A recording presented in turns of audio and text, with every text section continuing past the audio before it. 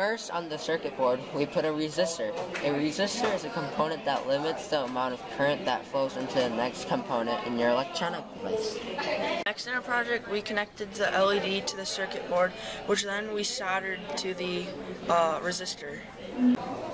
Then we put the red wire battery clip to the LED, then connected the black wire to the resistor, and it makes a full circuit.